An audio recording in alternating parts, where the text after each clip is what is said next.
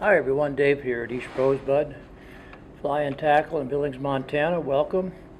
Today I'm going to tie a fly mainly to showcase a material that we've been carrying for close to 2 years now, but I really haven't used much yet. This is white moose mane that's been dyed. It comes in 9 different colors, fly colors if you will, and I'm going to tie a PMD using this yellow color. Now, I've tied parachute dry flies for you many times, so most of this should be familiar, but maybe a refresher course is in line. So as you know, on any dry fly, mayfly, segmentation is very, very important on the abdomen. You can use a variety of materials, dubbing, thread, tinsel, biots, or these quills. And these quills are very durable once they've been coated with something. You can use something like Cerise bone dry or any of the UV type of cures. I'm going to be using just plain old Sally Hansen's Hard as Nails, which is a vinyl product, very much like Dave's Fleximent. The one caveat with using moose mane though is it must be soaked. Soak it for a good 20 minutes before you attempt to tie with it. I just put it between a couple of layers of paper towel like so. And you can put as little or as many in there as you want. We're just going to be using one of them. For the hook, my standard hook dry fly, Firehole 419, size 16. Moose mane for the body. I'm going to be using some CDL, light done CDL for the tail. For the post, my standard Cerise McFlylon with some pearl crystal flash burned with it. A little bit of dubbing, UV2 fine and dry PMD, and some 10-aught orange Veevus. I like orange thread for PMDs because the eyes of the males are a bright orange. They're very large and they do show from underwater. So who knows, if I can get half of the formula right, that's better than just plain guessing. So let's try this. So this is a Firehole 419, the dry fly hook. This is a size 16, which is a good common size for the PMD hatch. 10-aught Veevus in orange. I'm going to start my thread at about the 70% point. That's measuring from 0 here to 100 behind the eye. This reminds me of the placement for the post, is why I do this. Wrap to the end of the shank. To use CDL, of course, you want to take your fibers, pull them away from the quill so that the tips are even, and then I prefer to just cut it off. That way I keep them even. If you don't have CDL, microfibettes are also a good option. We're going to tie these in hook shank length. Measure, transfer. Hold them at about a 45-degree angle like this. Take one soft wrap, and you bring your next one up, and that rolls those fibers right on top of the hook shank, and then down, and that tightens it. Then go ahead and bring your thread forward. Clip these behind the eye. And now we'll make our hook shank even by bringing our thread forward and then back. It's about where our post should be. The post is a combination of fluorescent Cerise McFlylon. I tie a lot of the parachute flies here for the shop, and the owner likes to have the high vis. Just take off a couple of inches, just enough for you to hold on to. A secret to using this post type, and it's a very, very durable post, and you have no waste, no bulky waste on either end to contend with, is to use your thread at maximum tension. So I'm going to take a pinch wrap here. Make sure you keep your materials on top of the hook. Tighten, bring another wrap right on top of that, and tighten. Now I'm going to switch this by twisting it and bringing a thread wrap over and in between. Pull these ends. This compacts the wing material and allows those thread wraps to slide together. And one more wrap in this direction, and now you've made 2 X wraps. We're going to do another pair. Tight, tight, tight. and end up at the the forward edge of the far wing. Then we're going to use these two wings and compact them as the post. Simply bring them up together. Everything on the post is done in a counterclockwise fashion as you look from the top down. Bring your hand around. We're going to make 3 thread wraps around this post at the base as close as we can get to the hook itself. 1, and again tight. 2, and then a third. And we'll come around the normal way to reestablish our thread direction, and we're right there. Now you can post your post up and down now, then tie on your hackle and post it again, but that's 2 layers of thread that you don't really need on the post, just makes it bulkier. So now I'm going to tie in. This is medium grade done. This is the Hebert Minor line of saddle, and I'll tell you what, I love this brand.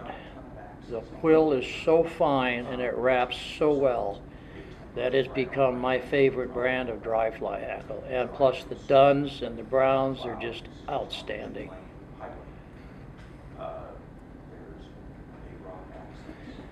Okay, you want to prepare this. I have the shiny side towards me.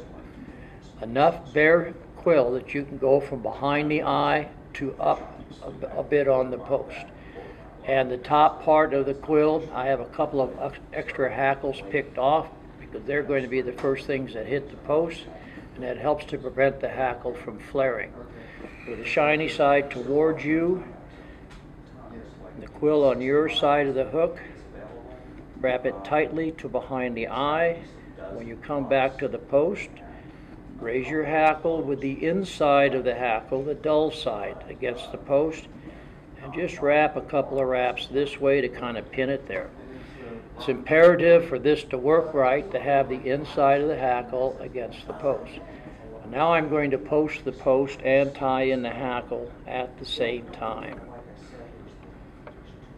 And I really want to have bare quill at the top of the post so that my first wrap is actually bare quill. And again, that helps to prevent hackle from flaring. And then come back down. The smoother you wrap your post, the more smoothly the hackle will wrap. That was all counterclockwise. Come down to the base, come around, reestablish your direction. Now I'm going to build up a little bit of taper here before I put in my moose mane, just with the thread, to give it a bit of a mayfly shape. And then stop just shy of where you tied in the tail. So this is the soaked moose mane, pale yellow. As you see, it has a very good amount of taper in it. You can't tie in the very, very tip. It's just a little too brittle, so I'm going to cut it back a little. But we still want that segmentation. Again, a soft wrap to get it on there. Right at the base of the tail. Then wrap over it smoothly all the way to the back of the post. Now I like to put a little head cement on my thread base before I wrap, whether it's this or whether it's a biot.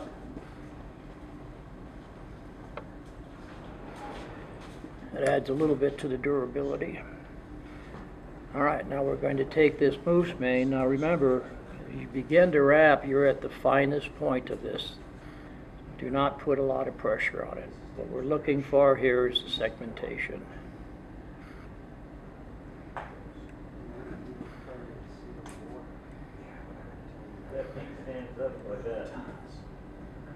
You can also see how that thread is going to show through a little bit.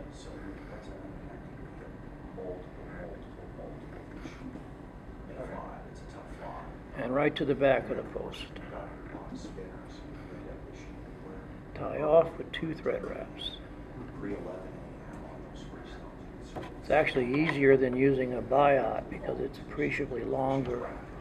Now to also reinforce this, you can use a couple of different things. If you have UV cure resins, it's fine. You can also use Zap-A-Gap. I'm just going to use some Sally Hansen's. The problem with the resins is that they're hard, and the trout teeth, when they interact with this, can crack this, and this coating could come off. Sally Hansen's or Dave's Flexament or vinyl, and they don't crack. So I'm just going to put a little drop on there and then use a bodkin to make sure I get it distributed top and bottom.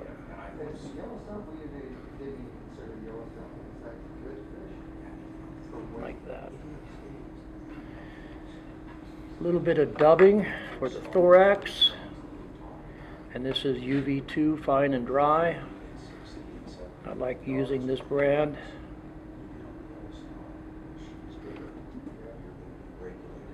Keep it thin. Always keep your dubbing thin. Overlap your previous amount